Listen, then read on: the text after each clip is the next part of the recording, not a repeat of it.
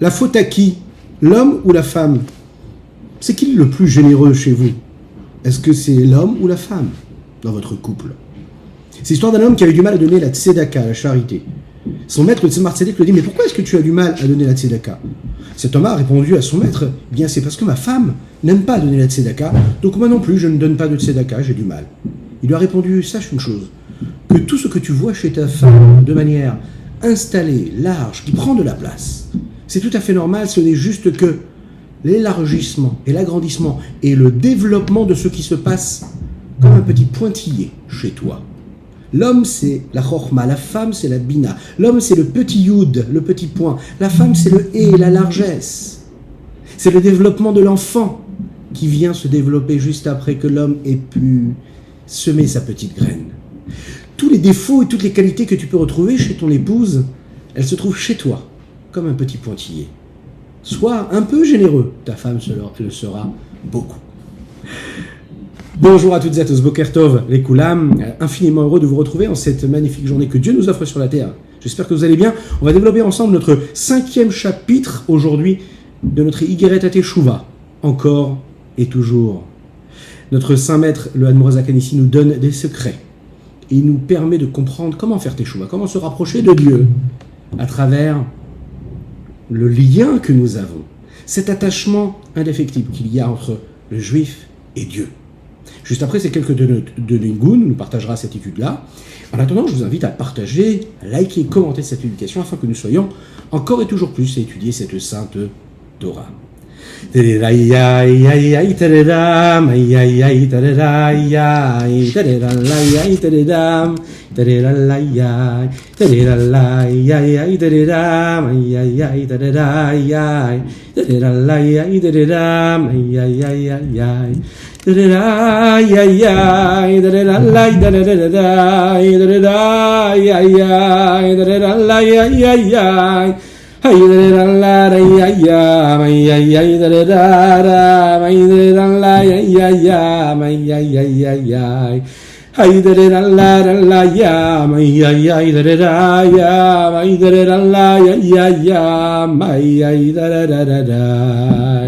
Nous étudions aujourd'hui pour la Refoua Shelema la guérison totale et complète de Avraham Nissim Ben Sultana. Nous étudions le Nishpat Avinu Mourir et Reuven Ben Isser Alav Shalom, ainsi que pour le mérite de chacune et chacun d'entre vous qui suivez ce cours et qui le partagez. Chazak et merci à vous. Vous connaissez cette fameuse histoire qu'on a déjà racontée, mais qui est toujours belle à rappeler, le rabbi de Kotsk. Un jour, s'est retrouvé face à ses élèves. Il leur a posé la question, il leur a dit « Dites-moi, où est-ce que Dieu se trouve ?» Ses élèves étaient étonnés. Et tout simplement, ils ont dit qu'Akadosh Baruch Hu se trouvait partout. Melo kol haaretz kavodo, Dieu se trouve en haut, en bas, partout à la fois, à droite, à gauche. Mais il savait que si le rabbi de Kotsk posait cette question, il savait que le rabbi de Kotsk, il avait cet esprit-là, et qu'il avait quelque chose de particulier à leur dire. Le rabbi a répondu lui-même. Il a dit Akadosh Baruch Hu se trouve là où il laisse la possibilité d'entrer. Ça veut dire que, bien sûr que Dieu se trouve partout, mais il y a des endroits où sa présence est cachée, elle est voilée. Et afin qu'elle puisse s'exprimer, se dévoiler, eh bien, il y a une condition. Cette condition, c'est que on le laisse entrer, qu'on lui fasse de la place. Dans la vie de tous les jours, chacune et chacun d'entre nous, on est confronté à des situations où on peut vivre une vie normale, qui nous paraît tout à fait normale, prendre des décisions, faire des choix, avoir des jugements, subir des situations, être confronté à des situations, les causer ces situations, avoir des réactions, et oublier en fait la présence de Dieu. Oublier se demander, si Dieu était devant moi, qu'est-ce qu'il m'aurait dit de faire? Si Dieu était devant moi, comment je me comporterais face à cette situation? C'est tellement facile en réalité, c'est tellement beau, c'est tellement magnifique, cette chance que Dieu nous a donnée, ce mérite qu'il nous a donné. Le Tzerara, il est là pour nous voiler, pour nous cacher la présence de Dieu. Mais si on était conscient de sa présence à chaque instant de notre existence, on prendrait vraiment les bonnes décisions. On ferait vraiment les bons choix. Pourquoi? Eh bien parce que tout simplement, les choix que nous faisons en général sont tournés vers une forme d'égocentrisme, d'égoïsme, de narcissisme, une forme d'intérêt toujours qui est recherché, qui est personnel. Lorsqu'on voit Dieu, lorsqu'on a ce recul, lorsqu'on a cette perspective divine dans notre vie, on vit les choses différemment. On prend le recul différemment. On respire, oui, on prend son temps pour analyser la situation. Et notre jugement, il devient donc différent. Justement, on devient un peu plus bon que mauvais, on devient beaucoup plus celui qui donne que celui qui retient. On reçoit en réalité de l'autre ce que nous, on a envie de donner, c'est-à-dire qu'on est dans ce partage réel, parce qu'en fait, ce que l'on va faire, on ne va pas le faire en fonction de notre intérêt propre, mais on va le faire parce qu'on est en train de construire et bâtir quelque chose de commun, le lien qu'on a avec Hachem, c'est ce qui ne nous lâche pas. Comment est-ce que Dieu il est dans cette situation? Puisque c'est l'obsession, on le voit à travers ce que le Rabbi Shlomo Zalman nous apprend, c'est toujours ce lien, il va nous le dire ici, se révèle, cette corde-là qui nous attache à Akadosh Baruch Hu, elle est là, elle ne nous lâche pas. C'est un lien qui est indéfectible. Le seul problème, c'est que dans la vie de tous les jours, eh bien, on met de côté ce lien-là, on se laisse aller avec tous les travers de l'existence. Il faut se rappeler qu'Akadosh Baruch Hu, il est relié à nous, que nous sommes reliés à lui, qu'on est attaché à lui, qu'à chaque fois qu'on ne le sent pas, c'est que tout simplement, on ne fait pas l'effort de le laisser entrer dans notre vie. On doit toujours se dire que si le brouillard, si l'obscurité est opaque, si le doute s'installe un petit peu trop et le questionnement est trop présent, c'est que quelque part, on n'a pas fait place à Akadosh Baruch Hu, à Dieu, dans notre vie. Et on doit se demander, qu'est-ce que je peux faire pour laisser entrer Dieu dans ma vie, pour le laisser se dévoiler. C'est ce que nous allons voir aujourd'hui, Bezrat Hashem, avec les mots du Rabbi Shlomo Zalman, de l'Iyadi, dans ce 5e chapitre, qui va nous aider à comprendre comment est-ce que Yaakov qui représente le peuple juif, est attaché à Dieu. Et dans une corde, il y a deux extrémités, celle qui attache, qui crée le lien avec Dieu, qui est tout en haut, et celle qui nous attache ici-bas, en bas. Le problème, c'est qu'une corde, vous savez, elle est faite souvent de petits fils. Il y a d'innombrables petits fils, et plus il y a des petits fils, plus la corde, elle peut être forte et puissante. Et ces petits fils-là, parfois, peuvent causer de gros dégâts. Si on abîme un petit fil et encore un petit fil, eh bien on affaiblit cette corde-là qui nous rattache à Akadosh Baruch Hu, qui nous rattache à Dieu. Ce qui m'amène à vous souhaiter un très très grand Lechaim à toutes et tous.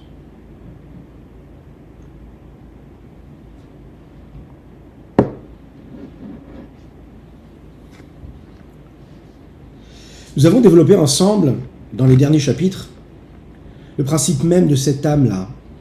L'âme du juif, c'est Chelek Elokam Ima'al Mamash. C'est une parcelle divine, c'est une partie de Dieu que nous avons en nous.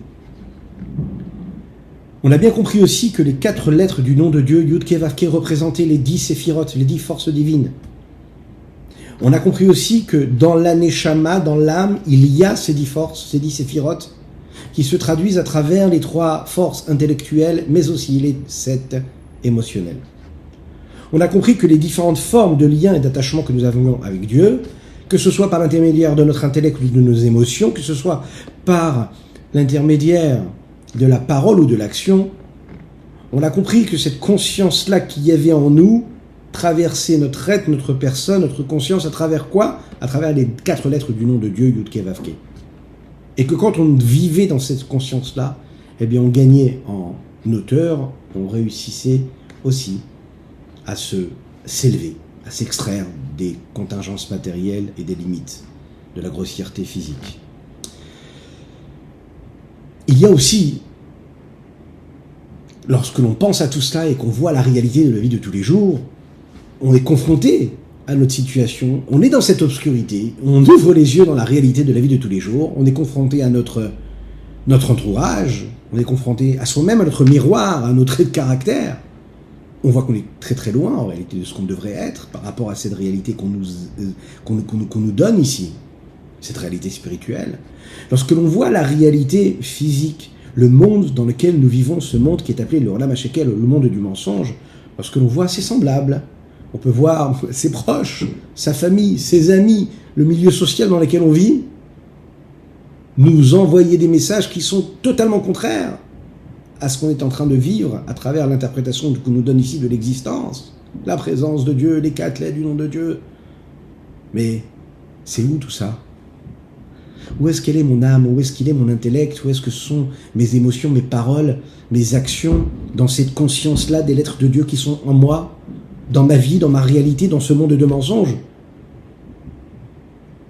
Le mensonge que moi je peux voir comme un mensonge, je peux être celui aussi qui en est qui en devient le sujet, et comme celui aussi qui peut être celui qui subit aussi ce mensonge. On est tous responsables. On est tous les acteurs de ce monde-là. Comment on peut vivre dans cette contradiction? On a l'impression d'être très très loin de l'expression même de ce nom de Dieu dans la réalité de la vie. C'est compliqué de trouver les lettres de Dieu dans notre existence, dans notre âme. C'est compliqué de le voir éclore. La raison essentielle à cette contradiction, elle provient d'une seule raison. Une chute vertigineuse. Vertigineuse. Mais Igrarama, les Biraha Mikta, il est dit dans les textes.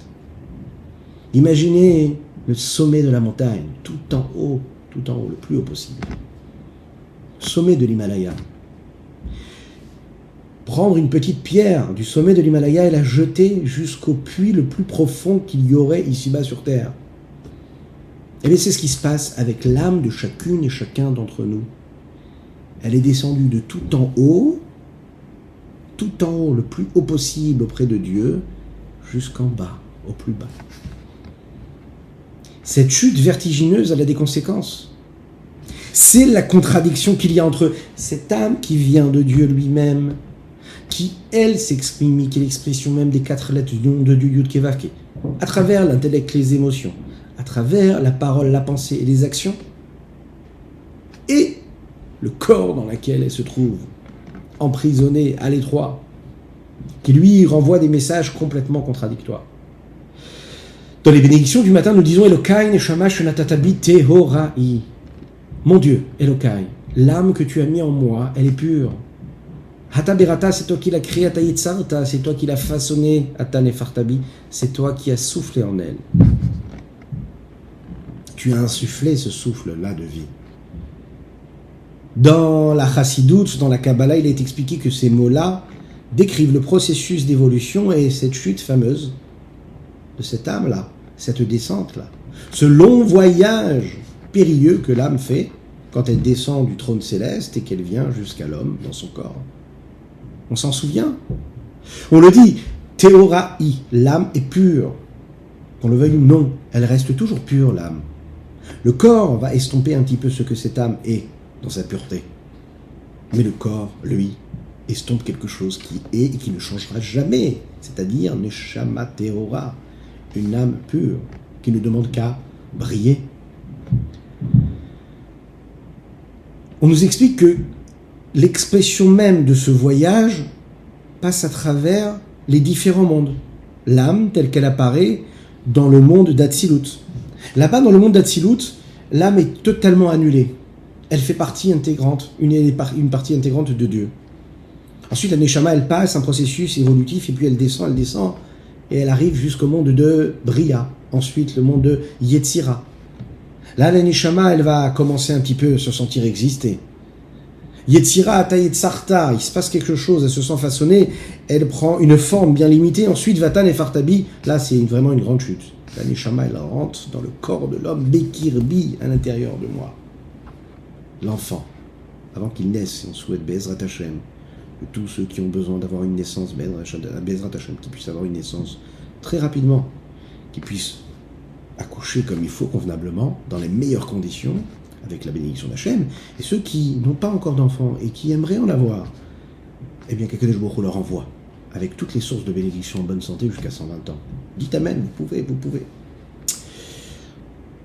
Avant que l'enfant naisse, vous savez qu'il connaît toute la Torah. Peu importe qui vous êtes, là vous regardez le cours, vous l'écoutez sur Spotify, sur les réseaux sociaux. Peu importe, sachez que vous ayez fait une mitzvah ce matin ou pas, que vous ayez dit le Shema Israël ce matin et que vous alliez le dire ce soir avant de dormir. Bon, essayez de le faire, maintenant si vous ne l'avez pas encore fait. Mais sachez bien une chose, qu'avant de naître, peu importe qui vous êtes, vous avez une âme juive, avant de naître, vous connaissiez toute la Torah entière, vous la connaissiez. Juste avant la naissance, ces textes nous disent qu'il y a un ange qui vient et qui pose sa main au-dessus des lèvres de l'enfant il efface toute la Torah qu'il connaît, afin qu'il puisse avoir des mérites quand il descendra sur terre, et qu'il sera confronté à ce monde mensonger, et que dans ce mensonge et dans cette obscurité, il étudiera quand même la Torah. Si on l'avait laissé avec toutes ses connaissances, il n'aurait pas eu de mérite dans ce monde-là. Mais avant de descendre, il connaissait tout. Lorsque l'âme descend et se retrouve dans le corps, dans ce monde-là, elle est en train de vivre une expérience et un transfert et un passage extrême entre deux mondes. Elle passe du monde de la vérité au monde du mensonge. Elle passe du monde de la sainteté au monde du profane.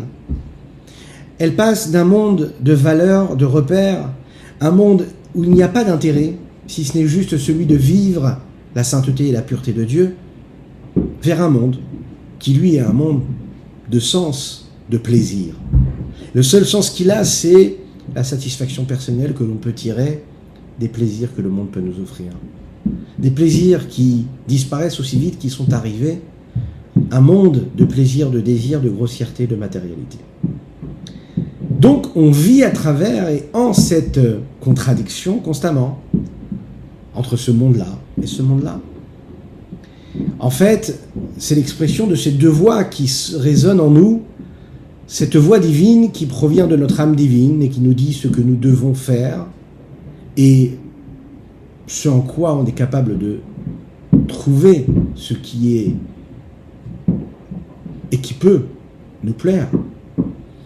Et cette voix-là qui est celle des tentations, des volontés humaines et qui se font entendre en nous et qui proviennent de cette âme animale qui est dans ce corps, qui est ce corps-là dans ce monde et qui justement sera aux aguets, qui sera sur le fil, qui sera là à être attiré par tout ce que le monde pourrait lui offrir. Cette âme animale qui nous amène souvent vers le mal. Mais quand la Neshama descend dans ce corps, il faut le savoir, elle n'a pas perdu son identité première. Cette âme-là, théoraï, elle reste pure, comme nous l'avons dit. Elle a un objectif, elle a un challenge, elle a un défi à relever. Elle doit exprimer et laisser exprimer la pureté qu'elle a dans l'impureté de ce monde-là. Elle doit faire vivre la vérité dans le mensonge. Elle doit faire entrer de la sainteté dans l'impureté et dans tout ce qui est profane. Et ça, c'est le plus grand des challenges. Cette descente de cette âme dans le corps, elle est décrite dans les trois mots que nous avons dit tout à l'heure, les derniers qui décrivent cette descente et ce voyage de l'âme. Ve'ata nefarta bi. Et toi, nefarta bi. Dans cette phrase, il y a Dieu, Ve'ata, toi, et bi, en moi, l'homme. Et il y a entre les deux nefarta, ce lien qu'il y a entre les deux.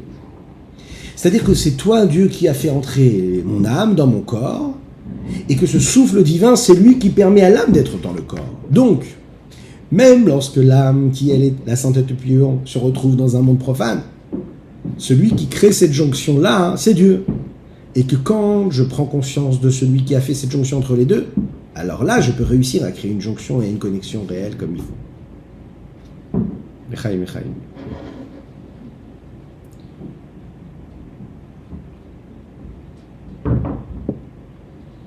Techniquement, comment cela se passe? Le Rabbi Shimon Zalman va nous dire ici que cela se passe à travers le souffle de Dieu. Et dans le souffle de Dieu, nous l'avons dit à travers les différentes lettres de l'alphabet, il y a des lettres qui représentent le souffle et des lettres qui représentent, à travers leur prononciation et le son qui les représentent, beaucoup plus la parole que le souffle. Le He, le dernier He. Le dernier, c'est-à-dire le dernier du nom de Akadosh Baruch Hu, Yud Kei Vav Kei, le He inférieur, représente ce souffle, cet air-là qui provient des poumons. Et quand il vient des poumons et qu'il traverse les cordes vocales et qu'il est lié de son à travers les cordes vocales, il passe à travers la bouche. Et de ce souffle-là va être créé par les 5 capacités que la bouche aura de lui donner une forme. Puisque la Torah, elle utilise ce principe-là, cette appellation et ce terme-là de Nipuach, Ve'ata nefarta bi, il est donc bien question ici d'un souffle pur qui provient des poumons, Et ensuite, le dernier et, en fait, du nom de Yudke Vavke, lui, a cette responsabilité de donner une forme à travers ce corps-là qui va recevoir cette âme et qui va lui donner une expression et des directions différentes. La deuxième partie de ce verset-là, c'est Ki chelek Hashem amo, la première partie, Ki chelek Havaye amo, que le peuple juif, c'est une partie de Dieu. Yaakov revel nachalato. Yaakov, c'est la corde de son héritage. Mais qu'est-ce que cela veut dire? Comme nous l'avons dit, la corde, dans une corde, il y a deux extrémités. Quand la Neshama descend dans le corps, il y a donc un lien qui se crée, une corde entre les deux. À l'extrémité supérieure et suprême du nom d'Akadosh Baruch Hu, c'est-à-dire dans le nom de Dieu Yud Ke Vav Ke, et à l'extrémité inférieure qui se trouve donc à travers l'âme du juif, telle qu'elle est dans le corps et telle qu'elle est, et telle que son corps est dans le monde, ici-bas, dans ce monde-là. Ce qui se passe comme quand une corde, aussi longue puisse-t-elle être, et qu'on bouge un petit peu le bas de la corde, cela a des conséquences à l'autre extrémité de la corde. Eh bien, c'est ce qui va se passer également à travers notre vie de tous les jours.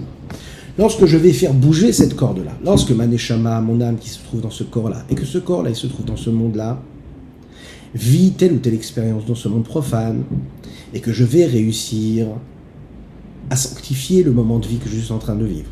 Je vais sanctifier mes pensées, ma parole et mes actions.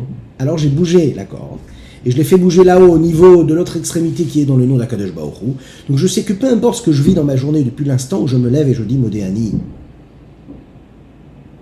à chaque moment de ma vie, je suis toujours en lien avec cette corde-là, rattachée au nom de Dieu, et que tout ce à quoi je vais penser, tout ce que je vais dire, tout ce que je vais lire, tout ce que je vais regarder, tout ce que je vais faire, est en lien toujours direct avec le nom de Dieu et exprime à travers son énergie, sa vitalité, ce que je suis en train d'être. Vous imaginez l'importance, la conscience, et vous imaginez l'incidence que cela peut avoir, et la responsabilité donc que nous avons à travers notre vie. Et malheureusement, si on fait l'inverse et qu'on bouge la corde du bas, mais négativement dans le profane, alors là aussi, dans le nom d'Akadosh Baruch Hu, on crée quelque chose, un mouvement qui est totalement négatif. Si je comprends que j'ai la possibilité de sanctifier le nom d'Akadosh Baruch Hu dans ma vie de tous les jours, j'ai compris qu'en fait, je suis l'ambassadeur de Dieu ici-bas sur terre. J'ai compris que Venikdashti betor ben Israël, comme dit Dieu, je serai sanctifié parmi le peuple juif, pas à l'extérieur. Akadosh Baruch Hu nous demande de sanctifier son nom ici-bas sur terre. C'est la raison pour laquelle nous disons le Kaddish, c'est la raison pour laquelle nous disons la Kedusha, la Kedishah, le Keter, afin de sanctifier le nom d'Hachem dans notre monde ici, dans le peuple juif. La capacité que nous avons, la possibilité que nous avons, qui nous est donnée, cette opportunité qui nous est donnée de sanctifier Dieu, elle provient de quelque chose. Elle provient du fait que nous soyons en connexion directe avec le nom de Dieu, Yud Ke Vav Ke. En conséquence de quoi, chaque action que nous faisons a cette merveilleuse possibilité, eh bien, de sanctifier le nom de Dieu ici-bas sur terre. Bien sûr, du côté négatif, et vous ne profanerez pas mon nom. C'est-à-dire qu'à chaque fois que vous allez agir négativement et vous êtes mes représentants, eh bien, vous êtes en train de profaner mon nom. C'est ce que Dieu nous dit. D'un autre côté, il faut aussi savoir et s'en souvenir que vous savez que pendant les fêtes juives, il y a une bénédiction que nous disons qui dit comme ça, Baruch ata Hashem, Mekedesh Israël ve'azemanim, béni sois-tu Akadosh Baruch Hu qui sanctifie le peuple juif et les Zemanim. Qu'est-ce que c'est les Zemanim? Zemanim, c'est les temps. Quels sont ces temps? C'est les temps de fête. Dans la Torah, le Zman, c'est appelé un temps de fête. À l'inverse du Shabbat, dans le Shabbat, Bezrat Hashem que nous allons vivre demain, on dit Baruch ata Hashem mekadesh Shabbat. Béni sois-tu Hashem qui sanctifie le Shabbat. Et là, il n'est pas question du peuple juif. À la différence des fêtes, où là on dit Baruch ata Hashem mekadesh Israël ve'azemanim. D'abord, béni sois-tu Dieu qui sanctifie le peuple juif et les fêtes. Pourquoi? Qu'est-ce qu'il y a de si particulier? Nous allons voir tout de suite. La raison pour laquelle Akadosh Baruch Hu fixe dans le calendrier juif qu'il y a quelque chose de particulier, et vous allez voir tout de suite la différence, elle se fait en cela.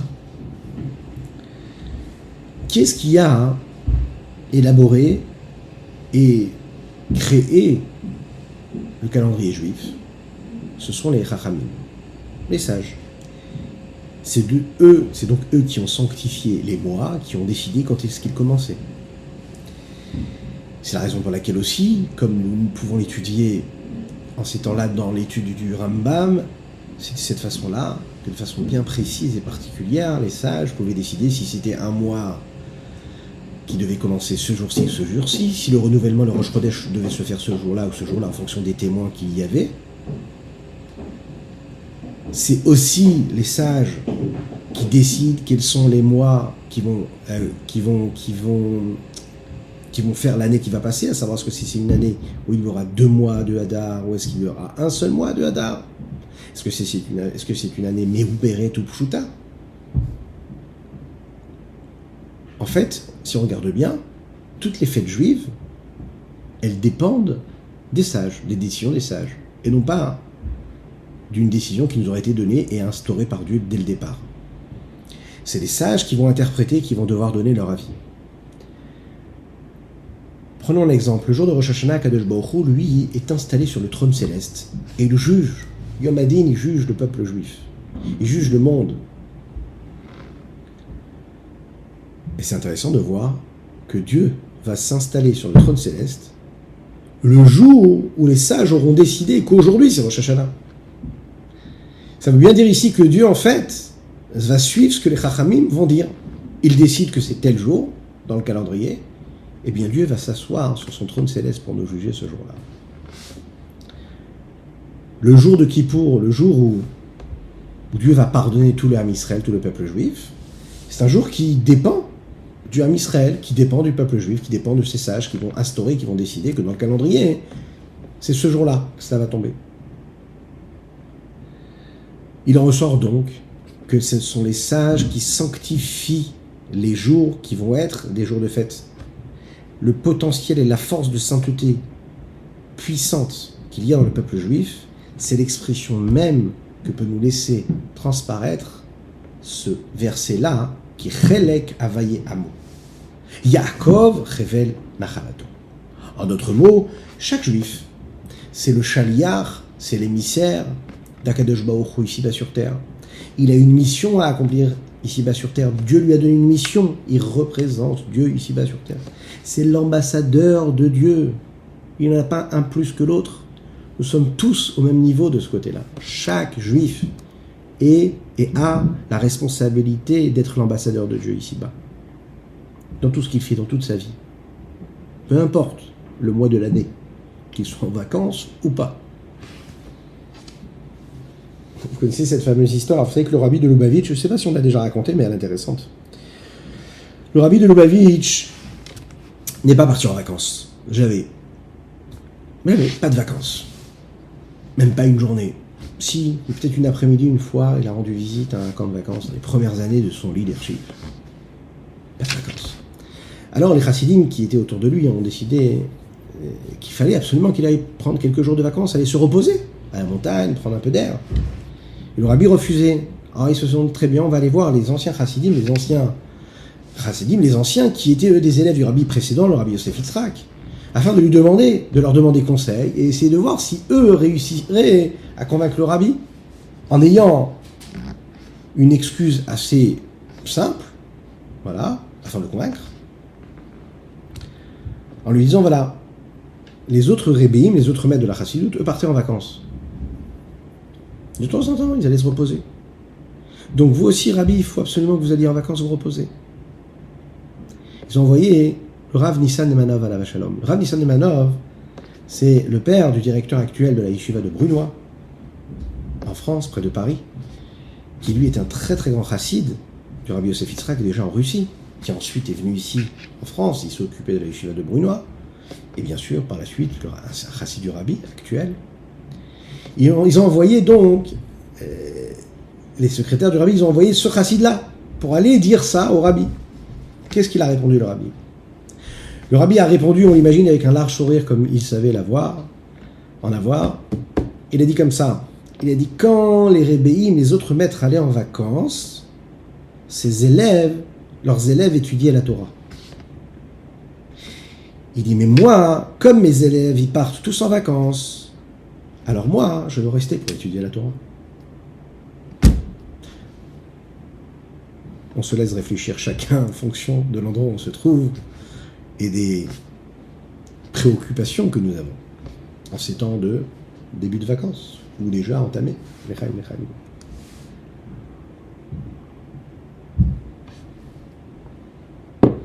Chaque juif, c'est un chaliard de Dieu.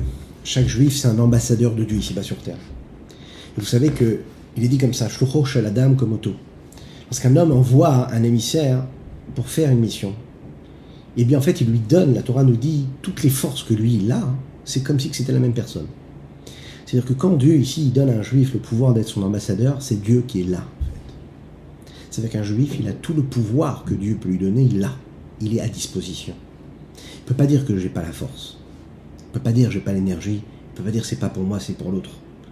Dès l'instant où tu es conscient de quelque chose, dès l'instant où ton cerveau, ton intellect, tes yeux, ton cœur a ressenti, vu ou compris quelque chose, c'est que tu as la mission qui est là en toi. Et tu ne peux pas t'en dérober. Tu ne peux pas dire je vais faire comme si je n'ai pas vu. C'est pas grave, je vais faire les choses différemment. C'est pas grave, je sais que ça existe, mais c'est pas grave.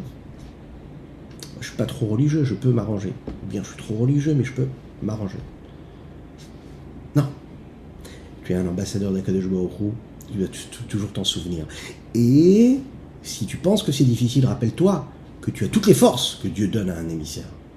Toutes les forces sont avec toi. Et vous savez pourquoi on a toutes ces forces? Parce que quand est-ce qu'on n'y arrive pas? Quand on oublie que c'est Dieu qui nous a donné cette mission.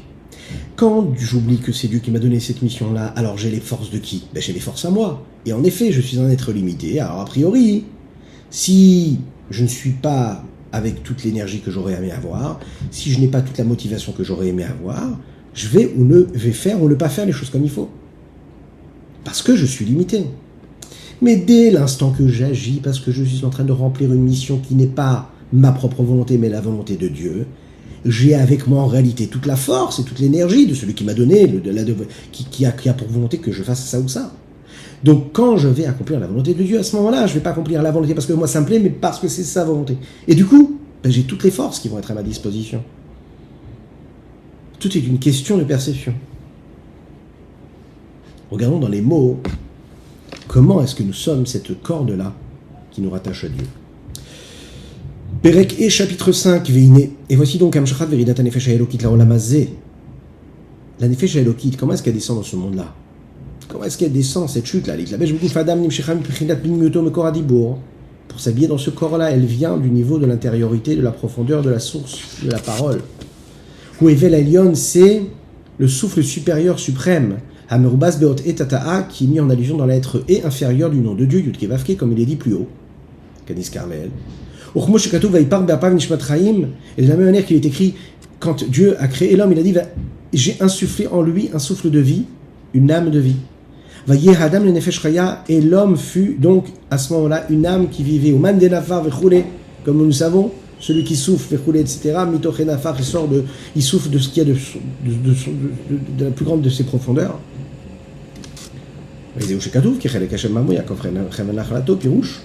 Comme cette corde, par exemple, qui a la tête qui est rattachée avec le haut et l'extrémité basse avec le bas. Car il faut le savoir ici, quand on dit Ve'apar, Vaipar, le sens simple c'est de dire que moi, comme par exemple, quand un homme souffle vers une direction,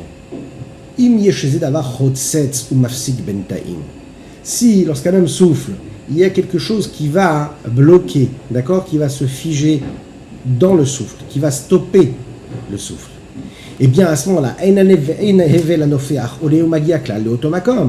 le souffle ne pourra jamais arriver à l'endroit voulu, parce qu'il y a quelque chose qui a bloqué le souffle.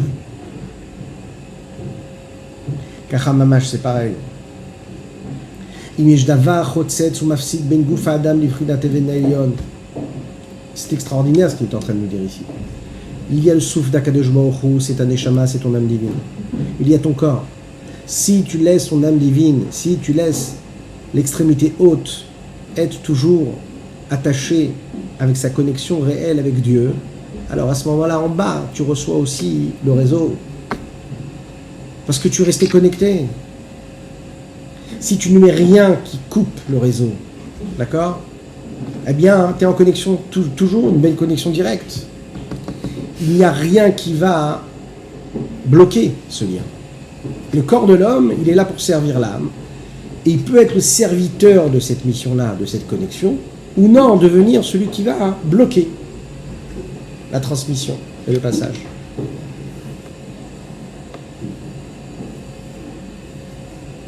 C'est l'histoire d'un chaliach, un émissaire du Rabbi de Lubavitch, qui a monté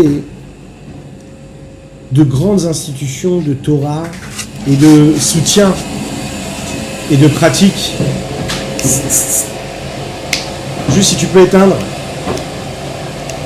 Juste un instant, parce que là on ne va pas s'entendre du tout. Est-ce que tu peux éteindre s'il te plaît? On va attendre juste un petit instant parce que là j'entends rien du tout.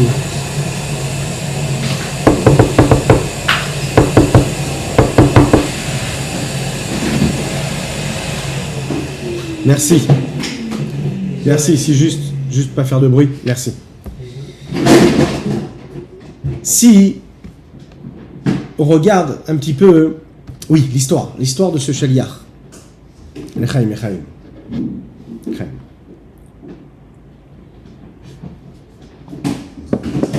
Prenons l'exemple de cet émissaire du Rabbi de Lubavitch, ce chaliach, qui a monté une institution de Torah et de chesed, de bonté et de partage.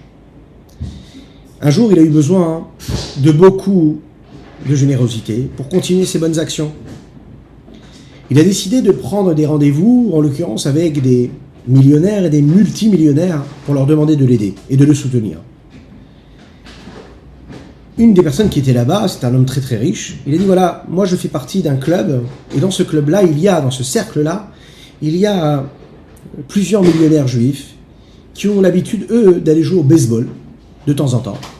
Alors moi je te propose de venir avec nous jouer au baseball, et de cette façon-là tu vas faire connaissance avec ce cercle d'amis de millionnaires qui, eux, parce que tu vas faire connaissance avec eux, vont te proposer de discuter avec eux, et de cette façon-là tu pourras peut-être les convaincre de te faire des dons importants, tes institutions, pour le développement de ce que tu souhaites développer.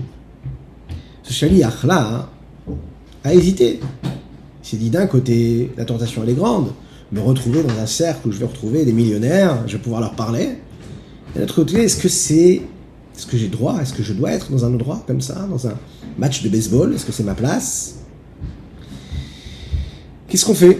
Alors vous savez, quand un chaliach, quand un juif, qu'un chassid du rabbi a une question, qu'est-ce qu'il fait? Il écrit au rabbi et il lui pose la question. Cet homme-là, ce chaliach, écrit la question et il envoie au rabbi. Et il dit au rabbi, qu'est-ce que je dois faire? Est-ce que j'y vais, est-ce que j'y vais pas? Le rabbi lui a répondu comme ça. Il lui a dit, rappelle-toi d'une chose. Dans chaque endroit où tu vas aller, étant donné que tu es mon émissaire, tu me prends avec toi. Donc, en fonction de cela, tu vas décider. Une phrase, il lui a dit le rabbi. Partout où tu vas, tu me prends avec toi. L'histoire ne nous dit pas ce que ce chaliach a décidé, et je vous laisse vous répondre à ce qu'il a décidé de faire.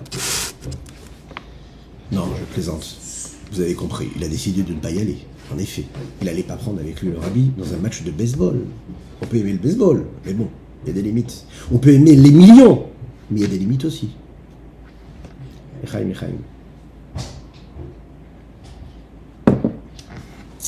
Ce qui nous amène à comprendre un petit peu plus comment est-ce qu'on peut tenir cette corde-là. Alors, comme le rabbi disait, le rabbi de Kotsk, il faut laisser rentrer Dieu. Et Dieu, il rentre là où on le laisse rentrer. Akadosh Baruch Hu se trouve partout. Comme il est dit, Melo Kol Haaretz Kevodo, il se trouve partout. Son honneur est partout. Il est dans le ciel, il est sur la terre. Mais il se dévoile quand on lui permet de rentrer. Alors comment on peut le laisser entrer? Eh bien, on le laisse entrer quand on accomplit sa volonté. Le monde tient parce qu'il y a la volonté de Dieu qu'il tient et qu'il tienne. Puisque Dieu veut qu'il y ait un monde qui tient, alors par cette force-là de sa volonté, le monde tient. Chaque petit détail qu'il y a dans le monde existe parce que Dieu a décidé, il veut qu'il existe. S'il y a un petit détail que Dieu ne souhaite pas qu'il y ait, eh bien la conséquence, ce sera qu'il n'y aura pas ce petit détail. Kadosh Baruch Hu a dévoilé sa volonté où? Dans l'existence de ce monde-là. Il a dévoilé sa volonté dans l'étude de la Torah, dans la pratique des mitzvot, dans les commandements positifs comme dans les commandements négatifs. Et la meilleure façon que nous avons d'accomplir la volonté de Dieu, c'est par l'intermédiaire de l'accomplissement des enseignements de la Torah. Et de cette façon-là, nous donnons la possibilité à Akadosh Baruch Hu de rentrer en nous, de rentrer dans notre vie. C'est la raison pour laquelle accomplir une mitzvah, c'est un réceptacle qui permet la bénédiction de Dieu de se réaliser, de se poser quelque part. Si un homme veut une influence divine, si un homme veut recevoir beaucoup de Dieu, veut recevoir beaucoup de bénédictions, il doit se renforcer dans l'accomplissement des mitzvot. Chaque mitzvah apporte une bracha, une bénédiction particulière. Chaque mitzvah apporte dans le domaine avec lequel elle a un lien, une lumière, une énergie, une abondance. Un homme qui donne maaser, eh bien mit hacher. Celui qui donne le maaser, celui qui donne de la tzedaka de ce qu'il gagne, celui qui donne plus que la tzedaka, parce que le maaser c'est même pas la tzedaka, celui qui donne le 10e de ce qu'il doit gagner, il s'enrichit. Pourquoi? Parce que dès l'instant où tu fais la mitzvah de Dieu avec l'argent que tu as gagné, eh bien, tu fais entrer Dieu dans ton argent. Dès l'instant où tu le fais, Dieu il est dans ton argent, donc automatiquement tu as la bracha de Dieu. D'un autre côté, un homme qui faute, malheureusement, et qui fait l'inverse de la volonté de Dieu, il bloque, il bouche, il crée un stop à ce shefa, à cette lumière, à cette bénédiction divine. Il ne permet pas à Dieu de rentrer en lui, comme le prophète Ishaïa le dit. Avonotechem ayu mavdilin benechem uben elokechem. Vos fautes, c'est vos fautes qui vous séparez et qui séparent ce que vous êtes vous de Dieu. Dans un cas comme ça, malheureusement, eh bien la shrina en fait ne peut plus rester, elle s'en va. Que Dieu nous en préserve. L'idée c'est que la faute en fait elle entraîne et elle cause à cette shrina de s'en aller. Il est dit comme ça dans la Torah, comme nous le disons dans le Chumash Devarim, tu dois vivre dans une forme de sainteté. L'environnement dans lequel tu te trouves, ça doit être un environnement qui est saint, qui est pur, qui est kadosh, qui est tsanoua, qui est pudique, qui est pur. Si tu t'entoures d'impureté, tu ne peux pas laisser Dieu exister. Dieu, il s'en va, il ne peut pas résider dans l'impureté. Donc si tu t'es mis dans un environnement, dans une ambiance, dans un état d'esprit, où tu laisses l'impureté entrer en toi, dans ta vie, dans ton existence, dans ton entourage, dans ce que tu regardes, dans ce que tu vois, dans ce en quoi tu vis, ben à ce moment-là, c'est fini, il n'y a plus de roses, il n'y a que des épines. Dans ce grand jardin qui te permet de créer le lien avec Dieu, il n'y a plus de connexion. Puisque Dieu n'a plus de place, que Dieu nous en préserve. Les Chachamim le disent ici, qu'au début, Akadosh Baruch Hu, quand il crée le monde, il y a de la Shrina, il y a sa présence, son infinie présence, partout, tout le temps. Et dès l'instant où il y a la faute du Etz Hadaat, la fameuse faute de cet arbre de la connaissance et de la conscience, c'est à ce moment-là que la Shrina, elle s'est retirée de la terre et elle est montée vers le Rakia. Elle est montée, la Shrina, elle ne pouvait plus rester ici-bas. Trop d'impureté. Comme le Rabbi de Lubavitch l'a expliqué dans son premier discours, lorsqu'il a pris son rôle de Rabbi, ensuite, quand la Torah nous a été donnée, alors la Shrina, elle est revenue dans le monde, et à travers chaque génération, on fait descendre encore un petit peu plus la Shrina dans le monde dans lequel nous vivons. Quand on dit qu'on la fait descendre, ça veut dire qu'on lui permet de revenir parmi nous et de la dévoiler à travers le monde dans lequel nous vivons. Le Morazaken ici, il va baser cette idée-là sur l'idée même de ce qu'est la représentation du souffle. Lorsque l'on souffle, oui, il faut être sûr qu'il n'y ait rien qui bloque le souffle. Lorsque l'âme descend ici-bas dans ce corps-là, il faut faire attention qu'il n'y ait rien qui empêche et qui bloque le passage entre les deux. Le corps et l'âme du juif et Dieu. La vérité, c'est qu'il n'y a rien de matériel ou de spirituel qui puisse bloquer Dieu, en fait, en réalité, puisqu'il est au-delà de toutes ses limites. Dieu est partout, qui vaut de son honneur, remplit toute la terre, il n'y a pas un seul instant, un seul endroit qui serait libre de lui, vide de lui. On sait que Dieu il remplit tous les mondes. Et d'accord, comme il est dans Ishaïa, nous l'avons dit tout à l'heure, si ce n'est juste ces fautes-là qui séparent et qui créent cette coupure entre le peuple juif et Dieu, et là on a raison, la raison elle est simple, c'est parce que quand on fait une avéra, on est à l'inverse de la volonté de Dieu. Et Dieu, il est Amechayet Akol, c'est Dieu qui fait vivre tous. C'est lui qui fait vivre tous, c'est lui qui fait vivre tout. Dieu, c'est lui qui est au-dessus de tout. Il est dit aussi que Moshe Katouv, Kol Asher Chafetz Hashem Asa B'Shamim V'Haaretz.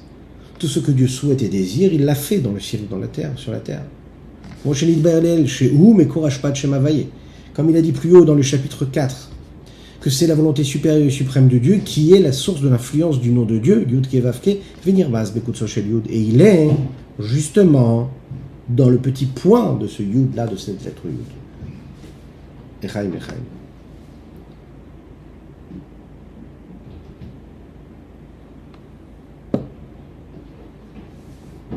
Petite histoire, avant d'aller vers la conclusion, encore quelques minutes de ce magnifique chapitre.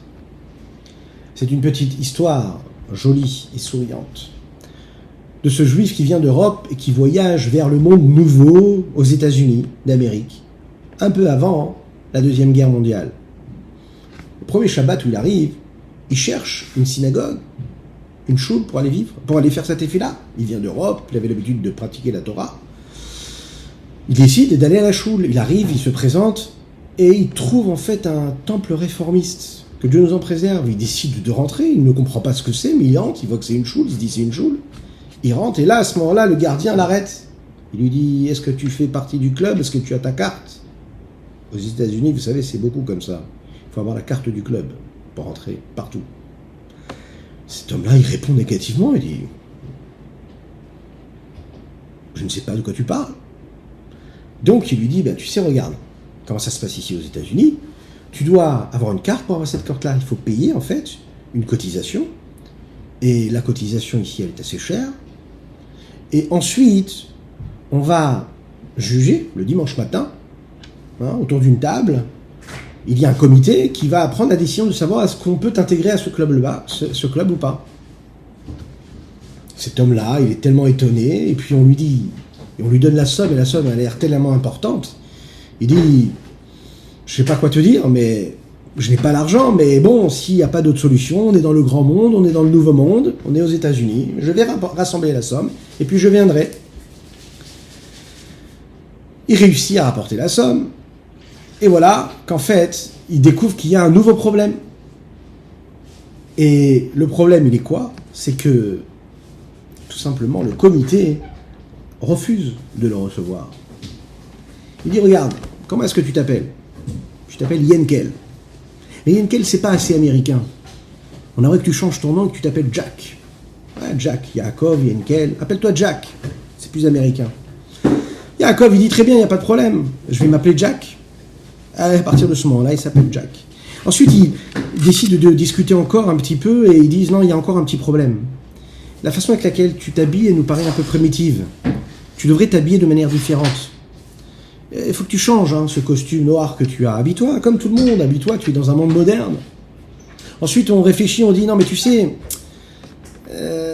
ça suffit pas. Il faut vraiment, vraiment, vraiment que tu puisses être avec nous, vivre avec nous, venir aussi avec nous dans ces fameux matchs de baseball aussi. Et petit à petit, cet homme-là s'est rendu compte qu'en fait, il pouvait pas vivre comme eux. Il pouvait pas parce qu'en fait, on lui demandait même de raser sa barbe. Je le dis pas trop fort parce que ça peut faire de la peine. Et cet homme-là a décidé, oui, de raser sa barbe pour ressembler aux gens qui l'entouraient. Et là, un jour, il finit la tefila, il sort de la choule, de ce temple-là réformiste. Il finit en pleurs, en se disant, mais qu'est-ce que c'est? J'ai tout fait. On m'a demandé de mettre un costume, une cravate, on m'a demandé de retirer mes vêtements primitifs, on m'a demandé de payer la carte du club, etc., etc., etc. Et je n'y arrive pas. Je n'y arrive pas. Il s'est endormi avec tellement de souffrance. Akadosh Baruch Hu, lui est venu en rêve et lui a dit « Yenkel, ne crains rien, n'aie pas peur. N'aie pas peur, tu sais, tu n'es pas le seul qui ne peut pas entrer dans cette choule, dans ce temple-là. Moi aussi. Moi, Kadosh Baruch Hu, on ne me donne pas la possibilité d'entrer dans cet endroit-là. Je ne m'y trouve pas du tout dans cet endroit-là. Donc ne t'inquiète pas, tu n'as rien à y faire. Si on ne t'accepte pas comme tu es, avec ton aspect de juif pratiquant de religieux, si on n'est pas capable de t'honorer, parce que toi tu représentes Akadosh Baruch Hu, tu représentes les valeurs, l'intégrité de Dieu ici-bas sur terre, ben c'est qu'on ne te mérite pas, de la même manière qu'on ne me mérite pas moi en tant que Dieu. Chaim.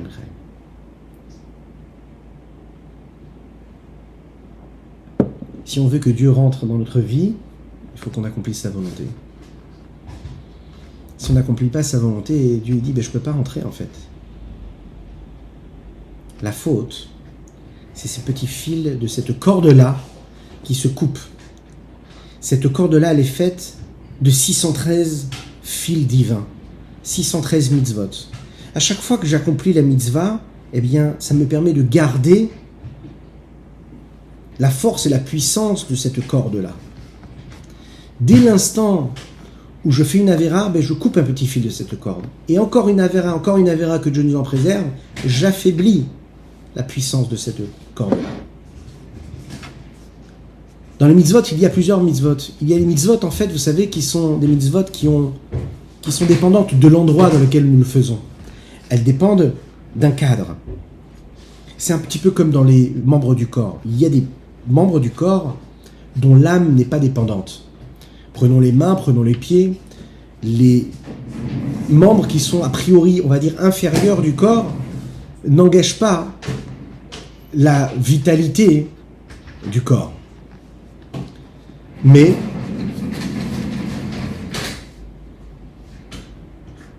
il y a des membres du corps qui sont des membres et des organes vitaux. Et les mitzvot, c'est pareil. Ce soit des mitzvot qui ont une importance particulière et qui peuvent permettre à cette corde-là, à cette vie-là d'être là. Il y a des mitzvot, si elles sont faites, il y a des avérotes, si elles sont commises, elles ne vont pas retirer complètement la vie et le lien que nous avons avec Dieu, mais elles vont retirer, couper des petits liens qu'il y a avec Akadosh Baruch Hu. Karet, c'est justement ça. Les ikaret, de détacher, de couper, de sectionner. Vezeunyana karet. Shenikrat. Juste après, s'il te plaît. Juste après. Dans 5 minutes. Vezeunyana karet. Shenikrat. Nifsak. Revel. Amshacha. Mishem Avaye Baruchu. Shenimshecha. Me'etata. Cette Revel là, cette corde là, qui elle nous permet de vivre le lien qui est avec le nom de Dieu Yud Kei Vav Kei, qui vient du dernier et inférieur. Donc comme Katuv parashat Emor v'nicheta nefesh anu lifnai ani Hashem milifnai da'ivka.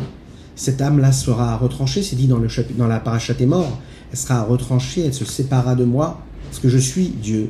Milifnai précisément devant moi précisément. Bishar averot she'en ba'en karet. S'il te plaît, tu peux attendre 5 minutes? Est-ce que tu peux attendre 5 minutes? Bon, on va terminer comme ça, vous m'excusez pour le bruit.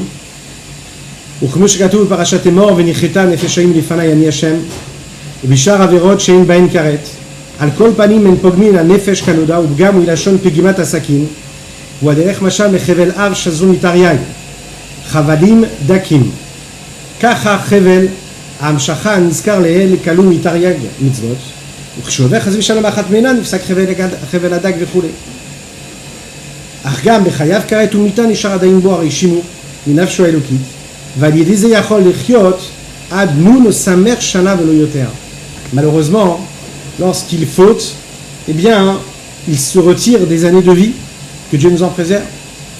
ומה שכתוב בשם אריז"ל שנכנסה בו בחינת המקיף וכו' אין עניין לחיי גשמיות הגוף ומהירי עד נון שנה או בזמן הזה כדלקמן, comme le dit le Harizal Rabbi Yitzhak Luria, que celui qui a et qui vit et qui est puni de cette punition-là, bien sûr on parle d'une punition qui le coupe quelque part de cette vie physique.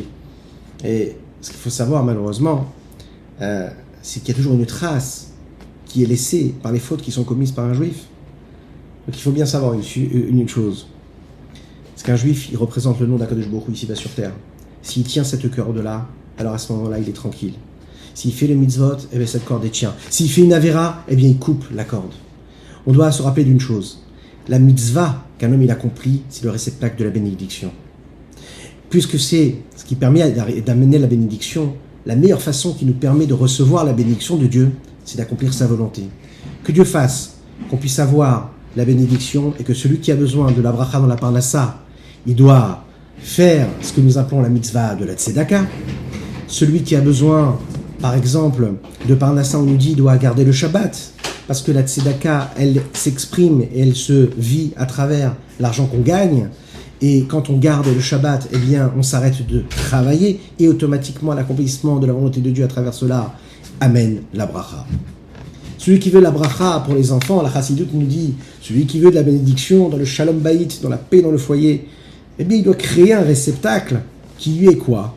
De bien être regardant sur les notions de gdusha, de sainteté dans son foyer, de s'habiller convenablement, que ce soit à l'extérieur, que ce soit même chez lui à la maison, de garder la pudeur, de garder la pureté familiale, un comportement convenable, de savoir que chaque action a des conséquences sur son couple et ses enfants, et que quand on garde la sainteté, la pureté, toutes les lois qui concernent la pureté du couple et la pureté de la vie familiale d'un couple, alors il y a la paix aussi dans le couple. Et pour les enfants, c'est pareil, et c'est automatiquement le véhicule même et ce qui va permettre de recevoir cette bénédiction. Celui qui veut enfin, la Chassidoute nous dit ici, une bénédiction pour avoir une refoua, une guérison totale et complète, il doit en fait faire des mitzvot qui concernent la bonne santé de son corps. Et de la même manière que le corps en bonne santé, il a besoin physiquement de se nourrir, de boire, il doit manger des aliments qui sont sains, qui ne sont pas remplis trop de toxines, il doit éliminer les toxines qu'il a dans son corps, il doit prendre des aliments qui sont quoi? Donc cachers. Avoir une alimentation saine, pure, sainte, spirituellement et matériellement, ça fait en sorte que le corps devient un véhicule et il devient un réceptacle pour recevoir la bénédiction, pour avoir une bonne santé. Parce que la nourriture devient le corps. Un homme qui fait attention à ce qu'il mange, alors à ce moment-là, il fait attention aussi également à sa santé. Et il est dit comme ça dans les textes, et le rabbi en parle, qu'une personne qui par exemple fait attention à sa mezouza, qui vérifie la mezouza de sa maison, alors il fait attention aussi automatiquement à ce qu'il fait rentrer dans sa maison. La mezouza, elle garde la maison. La mezouza, quand elle est cachera, alors à ce moment-là, ce qu'on fait rentrer à la maison, c'est aussi propre. Que ce soit à l'extérieur, que ce soit à l'intérieur. Le fait d'être méticuleux sur tous ces différentes notions-là et sujets, eh bien, ça apporte justement la bénédiction qui est nécessaire pour chacun d'entre nous. Que Dieu fasse que nous soyons tous bénis dans l'abondance matérielle et spirituelle, matériellement et spirituellement. N'oubliez pas de dire Amen et de partager avec vos amis. À bientôt.